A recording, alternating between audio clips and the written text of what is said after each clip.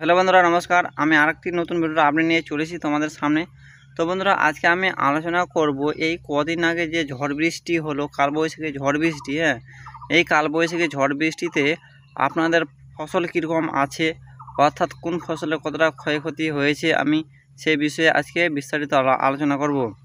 এই যে কালবৈশাখী ঝড় বৃষ্টি গেল, এই কালবৈশাখী ঝড় বৃষ্টিতে কিন্তু অনেক চাষিদের উপকার হয়েছে, আবার অনেক চাষিদের অনেক ক্ষয়ক্ষতি হয়েছে। তো বন্ধুরা, যাই হোক না কেন, যে সমস্ত চাষি ভাইরা লঙ্কা চাষ করছে, সেই সমস্ত চাষি ভাইদের ক্ষেত্রে কিন্তু এই কালবৈশাখী ঝড় বৃষ্টিতে কিন্তু খুবই উপকার হয়েছে। কেননা যে রৌদ্র তাপ গিয়েছিল, এই অবস্থাতে কিন্তু লঙ্কার গাছগুলি এমন অবস্থা হয়ে গিয়েছিল, হয়েছিল যে সে লঙ্কা আর হবে না। এই কালবৈশাখী ঝড় বৃষ্টিতে কিন্তু লঙ্কার গাছের চেহারা এখন খুব সুন্দর হয়ে উঠছে। কিন্তু এর আগে যখন গরম ছিল তখন কিন্তু লঙ্কার গাছে প্রচুর পরিমাণে পোকামাকড় অর্থাৎ কীটপতঙ্গের উপদ্রব ছিল। আজকে স্প্রে করব, দুদিন পর আবার স্প্রে করতে হচ্ছে। এত লঙ্কার গাছে রোগ ব্যারাম সৃষ্টি হচ্ছে, তুলনায় করা যায় না। এবং একদিন পর একদিন স্প্রে করতে হচ্ছে, কিন্তু অতিরিক্ত স্প্রে করলে যে আবার গাছের ক্ষতি হয়, সেদিক দিয়েও আমাদের লক্ষ্য রাখতে হচ্ছে।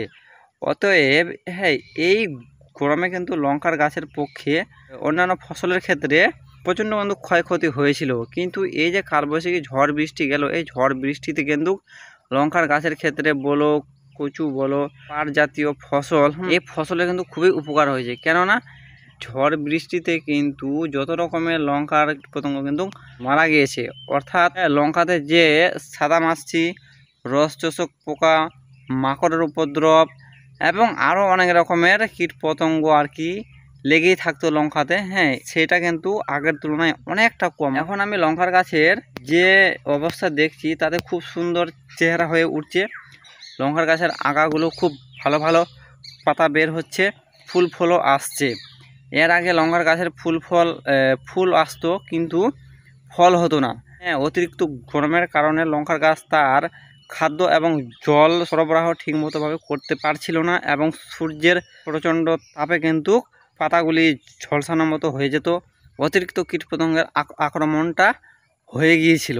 অতএব এই যে এখন ঠান্ডা আবহাওয়া, এই ঠান্ডা আবহাওয়াতে কিন্তু সমস্ত রকমের ফসলের কিন্তু খুবই উপকারিতা এবং উপকার হচ্ছে।